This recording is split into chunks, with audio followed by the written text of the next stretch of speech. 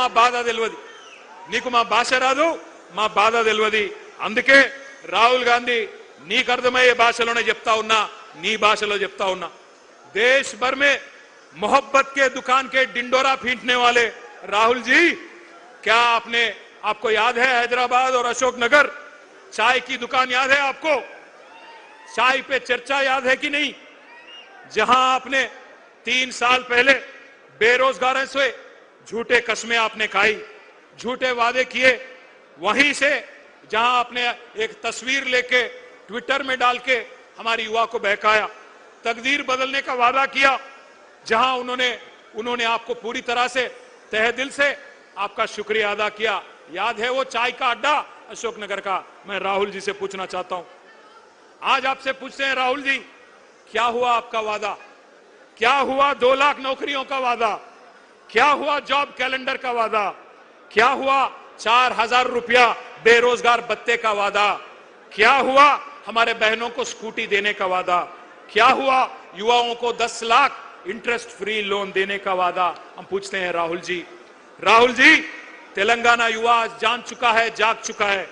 आपका बनाया हुआ नॉमिनेटेड चीफ मिनिस्टर आज हमारे यहां के युवाओं के जॉब देने के बजाय दिल्ली में आपका जेब भर रहा है. दिल्ली में राहुल गांधी का जेब भर रहा है. तेलंगाना में नोटिफिकेशन नहीं है, पूरा का पूरा लूटिफिकेशन चल रहा है.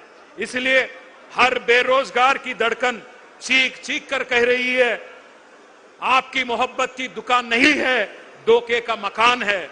3 साल पहले कांग्रेस ने इसी जगह से यूथ डिक्लेरेशन किया था.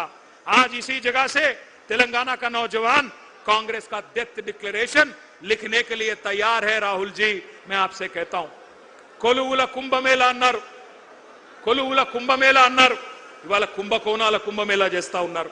కాంగ్రెస్ గెలిస్తే డిసెంబర్ 9 నుంచి ఉద్యోగ పర్వం పక్కా అన్నారు, కానీ ఉన్మాద పర్వం చూపెడతా ఉన్నారు. ఉద్యోగాలు అడిగితే ఉరికిచ్చి కొడతా ఉన్నారు, కొలువులు అడిగితే లాఠీ చార్జీలు చేస్తున్నారు. దమన కాండ, దౌర్జన్య కాండ ఇవాళ హైదరాబాద్ లోనే కాదు, తెలంగాణలోని ప్రతి పల్లెలో జరుగుతా ఉన్నది. అశోక్ నగర్ చౌరస్తాలో అందమైన కబుర్లు చెప్పి అవతలబడ్డ రాహుల్ గాంధీ ఇప్పుడు ఎక్కడ అడ్డగాడులు కాస్తున్నావు అని నేను అడుగుతా ఉన్నా. ఎక్కడ ఉన్నావు? కనబడతలేదా మా నిరుద్యోగుల ఆక్రోశం?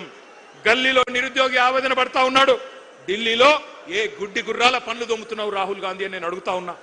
అశోక్ నగర్ చౌరస్తాలో ఇవాళ అభ్యర్థులు శోకిస్తున్నారు, ఏడుస్తున్నారు, వినిపిస్తలేదా?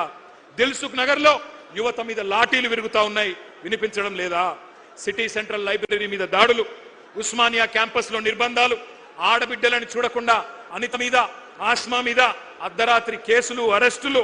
ఢిల్లీలో రాజ్యాంగం చేతిలో పట్టుకొని రాహుల్ గాంధీ గారేమో పోజులు, ప్రజాస్వామ్యమని శుద్ధపూస కబుర్లు. హైదరాబాద్ లో నడిబొడ్డున ప్రజాస్వామ్యం ఖూనీ అయిపోతుంటే పట్టించుకున్నవాడు లేడు. మరి రేవంత్ రెడ్డి గారు ఏం చేస్తున్నారు? ఆయన ఒకటే చేస్తున్నాడు, రాహుల్ గాంధీకి ప్రధానమంత్రి జాబ్ వచ్చేదాకా ఇడిచిపెట్టడట, పని చేస్తాడట. నిన్ను సీఎం చేసింది యువతకు జాబులు ఇవ్వమనా, లేకపోతే నిరుద్యోగి, రాజకీయ నిరుద్యోగి రాహుల్ గాంధీకి జాబ్ ఇవ్వమనా?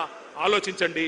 మీకు గుర్తుండాలి, 2023 నవంబర్లో ఆ రోజు ఎన్నికల్లో రాష్ట్ర శాసనసభకి ఎన్నికలు జరిగితే ఆ రోజు కాంగ్రెస్ పార్టీ వాళ్ళు జాబ్ క్యాలెండర్ ప్రకటించారు. ఒక్కసారి ఫుల్ పేజ్ అడ్వర్టైజ్మెంట్లు ఇచ్చినారు. ఆ ఫుల్ పేజ్ ఒకసారి చూపెట్టాలని చెప్పి, ఆ స్లైడ్ వేయాలని చెప్పి మా వాళ్ళని కోరుతా ఉన్నా. ఇది గుర్తుండాలి మీకు. కాంగ్రెస్ వాళ్ళు నవంబర్ 2023లో వేసిన జాబ్ క్యాలెండర్ అన్ని పత్రికల్లో అవినీతి సొమ్ముతో ఫస్ట్ పేజీలో ఫుల్ పేజ్ అడ్వర్టైజ్మెంట్. ఎన్ని ఉద్యోగాలు ఉన్నాయి? 2 లక్షల ఉద్యోగాలు మొట్టమొదటి సంవత్సరంలోనే భర్తీ చేస్తామని చెప్పారు. ఆ రోజు ఏమన్నారు? ఓటు కొట్టు, జాబు పట్టు అని బంపర్ ఆఫర్ ఇచ్చారు. ఏమన్నారు? ఒక్క ఏడాదిలోనే 2 లక్షల ఉద్యోగాలు, డిసెంబర్ 2024 కల్లా 2 లక్షల కొలువులు ఇస్తామని చెప్పారు. ఇవాళ జాబులు లేవు, జవాబులు లేవు, ఉద్యోగాలు లేవు, ఉలుకు లేదు, పలుకు లేదు. తెలుగు క్యాలెండర్ మారింది, ఇంగ్లీష్ క్యాలెండర్ మారింది, జాబ్ క్యాలెండర్ మాత్రం పత్తా లేదు. ఇంకా ఘోరం ఏంటంటే, అసెంబ్లీ సాక్షిగా, పవిత్రమైన సభ అసెంబ్లీ అంటే, అసెంబ్లీ సాక్షిగా శాసనసభలో ఇచ్చిన జాబ్ క్యాలెండర్ కూడా ఒక చిత్తు కాగితం కింద కూడా పనిచేయడానికి ఇలా అర్హత లేదు. ఆ కాగితానికి జాబులు నింపట్లేదు. రాహుల్ గాంధీ జేబులు మాత్రం జోరుగా నింపుతున్నారు. అన్నదమ్ముల అల్మారాలు నింపుతున్నాడు రేవంత్ రెడ్డి, బినామీల బీరువాలు నింపుతున్నాడు. జాబ్ క్యాలెండర్ కు మాత్రం నై స్కామ్ క్యాలెండర్ కు మాత్రం సై సై. ఇది కనబడుతున్న పరిస్థితి. ఒక్క మాట ఇక్కడికి వచ్చిన మా తమ్ముళ్ళు మా చెల్లెళ్ళు నేను ఒకటే కోరుతా ఉన్నా, మనం గనక చరిత్రను మర్చిపోతే భవిష్యత్ తరాలు మనం క్షమించవు. ఎందుకంటే చరిత్ర అనేది ఒక ముఖ్యమైన సబ్జెక్టు. తెలుసుకోకపోతే మనం కూడా గజనీలు అయిపోతాం. అందుకే నేను మిమ్మల్ని అనేది, చరిత్రలు, పురాణాలు, ఇతిహాసాలు చదువుకోవాలి. చదువుకోకపోతే దుర్యోధనులు, దుశ్శాసనులే తిరిగి వచ్చి మేమే పాండవులం అని చెప్పి నాకు చెప్పుకుంటారు. ఎవడైతే తెలంగాణ ఉద్యమంలో మనల్ని చావగొట్టిండో, ఎవడైతే మన రక్తం కళ్ళ చూసిండో వాడే మళ్ళీ పంచి డైలాగులు కొట్టి పంగనామాలు పెట్టి మళ్ళీ ఓట్లు వేయించుకొని పోతారు. అందుకే మన కొలువులు కొల్లగొట్టిన పార్టీ, మన పిల్లలను కాల్చి చంపిన పార్టీ కొత్త వేషం కట్టి కొత్త హామీలిచ్చి ఆ రోజు వస్తే అమాయకంగా నమ్మి ఆగమైపోయింది తెలంగాణ యువత. 1952లో 1969లో తెలంగాణ యువత గుండెల్లో గుణపాలు దింపిందే కాంగ్రెస్ అనే దిక్కుమాలిన పార్టీ, ఇందిరమ్మ రాజ్యం. ఈ దుష్ట కాంగ్రెస్ మీదనే కదా ఆ రోజు మలిదశ పోరాటంలో కూడా మన యువతరం కొట్లాడింది. వేల మందిని బలి తీసుకున్న ఖూనీకోర్లు వీళ్లే కదా. అందుకే ఈ మధ్యన ముఖ్యమంత్రి మాట్లాడుతున్న మాటలు మీరంతా వింటా ఉన్నారు. ఈ రక్త పిశాచి కాంగ్రెస్ ఇంకా వాళ్ళ రక్తదాహం తీరలేదు. తెలంగాణ నెత్తురు రుచిమరిగిన పులి కాంగ్రెస్ ఇంకా ఇంకా కావాలని అడుగుతున్నది. మన రక్తం పంట పొలాల మీద చల్లాలని చెప్పి చిల్లర మాటలు మాట్లాడుతున్నాడు రేవంత్ రెడ్డి అనే ఓ చిల్లరగాడు. నేను ఒకటే అంటా ఉన్నా, ఈ కాంగ్రెస్ డిక్లరేషన్లు, రైతు డిక్లరేషన్ కావచ్చు, యూత్ డిక్లరేషన్ కావచ్చు, ఎస్సీ ఎస్టీ బీసీ మైనారిటీ మహిళా డిక్లరేషన్లు కావచ్చు, ప్రపంచ చరిత్రలోనే అతి పెద్ద మోసం అంటూ ఏదన్నా ఉందంటే కాంగ్రెస్ ఇచ్చిన మేనిఫెస్టో అని చెప్పక తప్పదు. మీరంతా చదువుకున్న పిల్లలు, విశ్వవిద్యాలయాల నుంచి వచ్చిన పిల్లలు కూడా ఇక్కడ ఉన్నారు. ఉస్మానియాలో, కాకతీయ నుంచి వచ్చిన పిల్లలతో నా ప్రార్థన, మంచి పిహెచ్డి థీసిస్ తయారు చేయండి. ఓటు కోసం కోటి మోసాలు, కాంగ్రెస్ నాటకాలు అనే ఒక థీసిస్ చేయండి. అందరూ కూడా దేశమంతా కూడా తెలిసి రావాలి. ఎంత విచిత్రం అంటే ఈ మధ్యన కొన్ని మాటలు వింటుంటే నాకే నవ్వు వస్తున్నది. రేవంత్ రెడ్డి ఈ మధ్యన కొన్ని వేదికల మీద నీతి సూక్తులు చెప్తున్నాడు.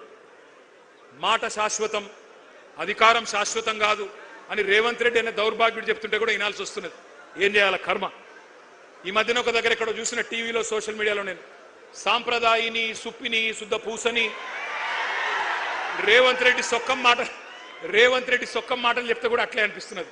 ఇక గీన చెప్పాలి మనం వినాల. ఓటుకు నోటు దొంగ, 50 లక్షల రూపాయలతో అడ్డంగా దొరికిపోయిన దగుల్బాజీ గాడు ఇవాళ అవినీతి గురించి, నీతి గురించి, అశాశ్వతమైన అధికారం గురించి మాట్లాడుతుంటే నాకే గమ్మత్ అనిపిస్తా ఉన్నది. ఇంకా ఎన్ని ఫాల్తూ మాటలు. ఒక్కడు కాదు, కాంగ్రెస్ వాడు ప్రతి ఒక్కడు ఏమంటారు, ఒకడు 60,000 ఉద్యోగాలు ఇచ్చినామంటాడు, ఒకడు 70,000 ఇచ్చినా అంటాడు, ఒకడు 1,00,000 ఉద్యోగాలు అయిపోయినాయి అంటాడు. ఇక నాకు అర్థం కావట్లేదు. నేను ఒకటే అడుగుతా ఉన్నా రేవంత్ రెడ్డి, కేసీఆర్ గారు ఇచ్చిన ఉద్యోగాలు, కేసీఆర్ ప్రభుత్వం ఇచ్చిన ఉద్యోగాలు అవి నీ ఖాతాలో వేసుకోవడానికి కనీసం సిగ్గనిపిస్తలేదా? క్రెడిట్ చోరీ చేయడానికి కనీసం సిగ్గనిపిస్తలేదా? నేను ఈరోజు ఈ సరూర్ నగర్ వేదికగా ఇన్ని వేల మంది మా తమ్ముళ్ళు చెల్లెల సాక్షిగా సవాల్ చేస్తా ఉన్నా రేవంత్ రెడ్డి, 70,000 ఉద్యోగాలు నువ్వు ఇచ్చినట్టు నోటిఫికేషన్లతో సహా నీ ప్రభుత్వమే ఇచ్చినట్టు రుజువు చేస్తే శాశ్వతంగా రాజకీయ సన్యాసం చేసి నేను పోతా, రాజకీయమే వదిలేస్తా. మీ రాహుల్ గాంధీకి అవసరమైతే జై కొడతా, నువ్వు రుజువు చేయి. 70,000 ఉద్యోగాలు నీ ప్రభుత్వం ఇచ్చినట్టు నోటిఫికేషన్లతో సహా దమ్ముంటే రుజువు చేయమని చెప్పి నేను కోరుతా ఉన్నా. తల లేదు, తోక లేదు, ఎవడికి ఎంత దోస్తే మధ్యలో కూర్చోండి. అమ్మా ఏం చేస్తున్నారు? కూర్చోండి, ఏం చేస్తున్నారు? కూర్చోండి. తలా తోక లేకుండా కాంగ్రెస్ వాళ్ళు మాట్లాడిన మాటలు ఒక్కసారి వినాలని చెప్పి నేను కోరుతా ఉన్నా. ఉద్యోగాల మీద వీళ్ళ కాకి లెక్కలు ఒక్కసారి వినండి. కూర్చోండి అయ్యా, ఏం చేస్తున్నారు?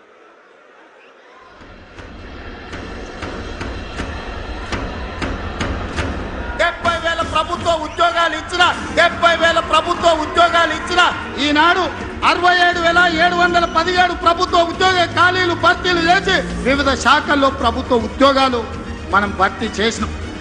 దాదాపు 56,000 మందికి నియామక పత్రాలు, ఉద్యోగాలు, ప్రభుత్వ ఉద్యోగాలు రిక్రూట్మెంట్ చేసి నియామక పత్రాలు కూడా ఇచ్చినటువంటి పరిస్థితి మీ అందరికీ తెలుసు. నిరుద్యోగ వృత్తి ఎప్పుడు ఇస్తారని అడుగుతా ఉన్నాడు మిత్రుడు. మేము నిరుద్యోగ వృత్తి 6 గ్యారంటీల్లో కానీ, నేను దీంట్లో కానీ మేము 6 గ్యారంటీల్లో కానీ మేము దీంట్లో కానీ మేము చెప్పలేము. వివిధ రంగాల్లో 56,000 ఉద్యోగాలు ఇచ్చిన ఘనత కాంగ్రెస్ పార్టీ అధ్యక్ష. మేము ఇప్పటికే 80,000 ఉద్యోగాలు ఇచ్చాం 2 సంవత్సరాల్లో. 85,000 ఉద్యోగాలు ఇచ్చాం. 2 లక్షల ఉద్యోగాలు ఇచ్చి తీరుతాం. సంవత్సరానికి కాదా 2 లక్షలని? లేదు, మా టర్మ్ లో 2 లక్షల ఉద్యోగాలు ఇస్తామని చెప్పాం. ప్రభుత్వం అధికారంలోకి వచ్చిన తర్వాత 60,000 ఉద్యోగాలను నింపడం జరిగింది ప్రభుత్వం. దాదాపు 70,000 ప్రభుత్వ ఉద్యోగాలు ఇచ్చిన ఘనత మా కాంగ్రెస్ పార్టీ ప్రభుత్వాన్ని. ఇప్పుడు మేము ఉద్యోగ ఖాళీలను భర్తీ చేస్తామన్నాం. ఉద్యోగాల ఖాళీలు భర్తీ చేస్తాం. అది 50,000 కానీ 1,00,000 కానీ 2 లక్షలు 1 year లో చేస్తామని పేపర్లో ప్రకటనలు ఇచ్చారు. ఎవరు ఇవ్వలేదండి, ఎవరు ఇవ్వలేదు. ఉద్యోగాలు 2 లక్షల ఉద్యోగాలు కాంగ్రెస్ పార్టీ హామీ ఇచ్చింది ఆ రోజులలో. ఇప్పటి వరకు 1,00,000 ఉద్యోగాలు ఆల్రెడీ భర్తీ కావడం జరిగింది.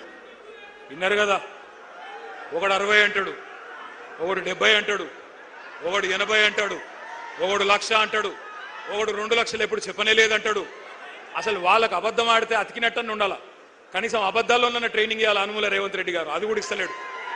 ఇదివరకు ఎవడన్నా దొంగ లెక్కలు చెప్తే కాకి లెక్కలు అనేటోళ్ళు, కానీ ఇవాళ అందరూ కాకి లెక్కలు కాదు కాంగ్రెస్ లెక్కలు అనే పరిస్థితి వచ్చింది.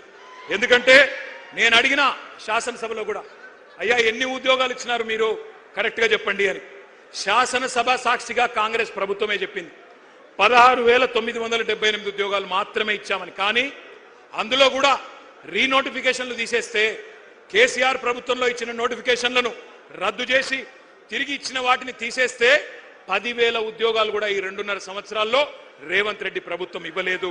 ఇది వాస్తవం. కానీ ఇంకా సిగ్గు లేకుండా పిసిసి అధ్యక్షుడు చెప్తున్నాడు మహేష్ గౌడ్ గారు, మేమెన్నడూ చెప్పలేదు ఏడాదిలో 2 లక్షల ఉద్యోగాలన్న మాట ఎన్నడూ చెప్పలేదని మహేష్ గౌడ్ గారు చెప్తున్నాడు. బట్టి విక్రమార్క గారు ఉప ముఖ్యమంత్రి చెప్తున్నాడు నిరుద్యోగ భృతి హామీ 4,000 ఇస్తామన్నది మేము ఇయ్యనే లేదు అని ఆయన బొంకుతా ఉన్నాడు. ఈ మహానుభావులు ఏమేం చెప్పినారో గుర్తుందా? కాలేజీ అమ్మాయిలకు స్కూటీలు ఇస్తామన్నారు. ఇవాళ ప్రియాంక గాంధీ గారిని రాష్ట్రంలోని మా చెల్లెలు అడుగుతున్నారు, ఎక్కడ నీ స్కూటీలు అని అడుగుతా ఉన్నారు. స్కూటీలు లేవు, మొత్తం లూటీ మాత్రం జోరుగా నడుస్తా ఉన్నది. బ్రహ్మాండంగా నోటిఫికేషన్లు లేవు, లూటిఫికేషన్ మాత్రం జోరుగా నడుస్తున్నది. భూముల లూటిఫికేషన్, బూడిద లూటిఫికేషన్, ఇసుక లూటిఫికేషన్, అట్లాగే బొగ్గు లూటిఫికేషన్, బ్రదర్స్ లూటిఫికేషన్, బామ్మర్ది లూటిఫికేషన్, ఇది మాత్రం బ్రహ్మాండంగా నడుస్తా ఉన్నది. మరి అనుకోని బాధ